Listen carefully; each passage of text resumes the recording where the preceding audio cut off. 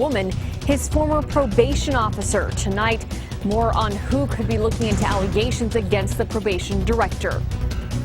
The man who admitted to starting a fire inside the biggest building in West El Paso finds out how much time he'll spend behind bars. Plus, how Mexican authorities managed to nab the alleged leader of the Juarez drug cartel. And in Stormtrack Weather, Dave. Tracking a cold front, we are expecting a little bit of a cooler day for your Saturday. More so will cool down beyond another front for your Monday into Tuesday morning. I'll talk more about it coming up. The museum has been struggling for some time in terms of creating a revenue stream. El Paso's art community is uniting in an effort to keep the International Museum of Art from closing. ABC-7 at 9 starts now. Live, where news comes first. From the Mesilla Valley at Las Cruces to El Paso and the borderland. This is ABC-7 at 9 on the El Paso Las Cruces CW. Good evening and thank you for joining us on air and online at KVIA.com. I'm Stephanie Valle. Tonight we're learning more about who may be investigating the probation department following serious allegations by an employee union. This all stems from a deadly crash last weekend. A man driving with his former probation officer in the car, even though policy states they should not have even been together. Police charged 25-year-old David Zavala with intoxicated manslaughter. The former probation officer in his car, 43-year-old Cynthia Mendoza. She died Tuesday night from her injuries. The employees union alleges Mendoza advocated in court for Zavala to be released from his parole early, even though she had already been removed from his case because of their alleged relationship. Now the employees union has shifted its attention to the probation director, Maggie Morales Aina. They want to know why she allowed Mendoza to act as Zavala's probation officer during that court hearing. The union says the probation director knew about the relationship months before the hearing in February. The probation director, Mendoza's boss, is appointed by the Council of Judges. And today, ABC-7 learned the same committee of judges who appointed her is going to discuss if it will look into the union's allegations or if it will refer the case to the sheriff's office. Judge Sam Medrano told ABC-7 he's going to discuss it with his fellow judges and will make a decision in the next 2 weeks. He pleaded guilty to maliciously starting a fire inside West El Paso's Coronado Tower building. Today, ABC-7 learned a judge sentenced 22-year-old Kevin Rodriguez to 5 years in federal prison. When Rodriguez gets out of prison, he will be under supervision for 3 years. The judge also ordered him to pay restitution. It was back in April of 2013 when Rodriguez set rolls of toilet paper on fire in the second-floor janitor closet. Court documents state a janitor saw what happened, chased Rodriguez, and held him until police arrived. Damage to the building was estimated at $1 million. Prosecutors say the fire caused some of the building tenants to close their business, others to relocate to other offices in the building. New at 9, an 8-year-old Doña Ana County boy is in state custody. His parents behind bars after a SWAT standoff overnight outside Las Cruces. It happened shortly after midnight on the 7200 block of Paragon Way near Peachtree Hills. Sheriff's deputies were called to the home because a mother and son were being held against their will. Once inside the home, deputies arrested the boy's mother, 44-year-old Tasha Amos, 40-year-old Todd Zancanella, and 44-year-old Scott Zancanella. Deputies allegedly found 2 rifles, a handgun, pot, and about a dozen fully grown marijuana plants inside the home. Amos and Todd are charged with child abuse. Scott is charged with alleged or aggravated assault, child abuse, and for being a felon in possession of a firearm. Deputies say Scott briefly escaped custody. They were able to find him using Strong Watch, a mobile night surveillance system. And to Stormtrack Weather now, we have a live look outside courtesy of the ABC-7 Mountain Cam. It's an exclusive shot. A pleasant evening in El Paso, but Chief Meteorologist Doppler Dave Spielman has been tracking a storm east of us. Is that right, Doppler?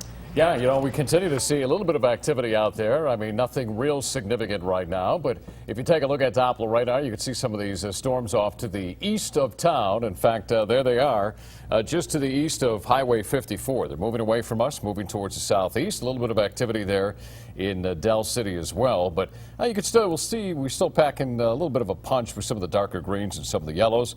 And right along Guadalupe Pass, maybe some folks doing some camping out there and certainly seeing a little bit of some wet weather. weather, but the rest of us are looking pretty nice for the rest of tonight, although we are tracking a cold front coming our way, and we'll talk about this cold front, what it means to your weekend forecast, all coming up, Steph. Okay, Dave, thank you. Tonight, tensions are high in St. Louis, Missouri, and its surrounding communities. That region is preparing for what's expected to be a 4-day-long, large-scale protest and march over the Michael Brown shooting. The rallies are calling for charges against Darren Wilson, the officer who shot Brown August 9th in Ferguson. Black leaders in St. Louis also want the Justice Department to investigate the deadly shooting of Vondret Myers, an 18-year-old black man, by a St. Louis police officer on Wednesday night. The United Nations is appealing to world leaders tonight, asking them to help prevent another slaughter in the Syrian border town of Kobani.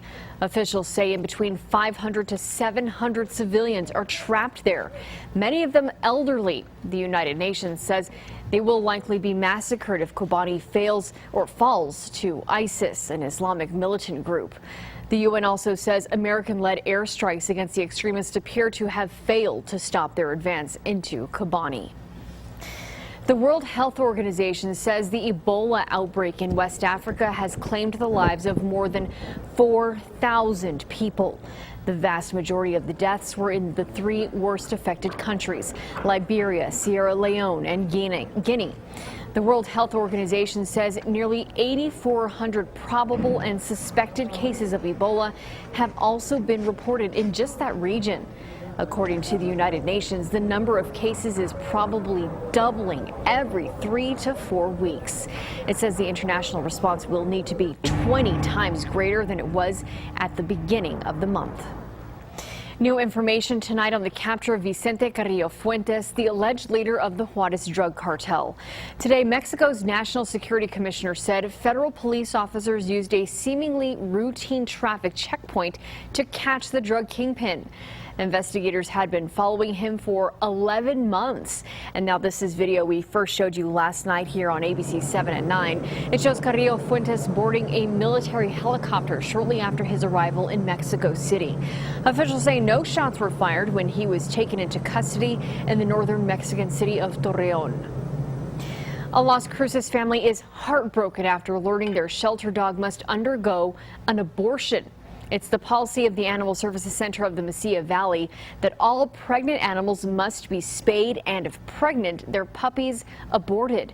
Family members say they don't understand why that's necessary. ABC-7's Josie Ortegon has a story you'll see only here on ABC-7. It's a policy that's been in place for years, and when a family adopts a dog, they are informed of the requirement. The Days family says they knew of this requirement, but hoped special circumstances would allow them to bring home their dog's new litter.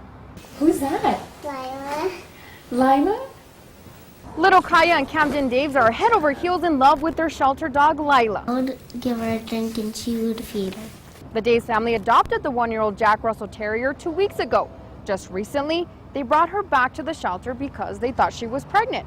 Once they brought her in, they were told if Lila was pregnant, the puppies would be aborted. And I said, oh my goodness, is there any way that we can save the puppies? I said my husband and I would be willing to pay for everything.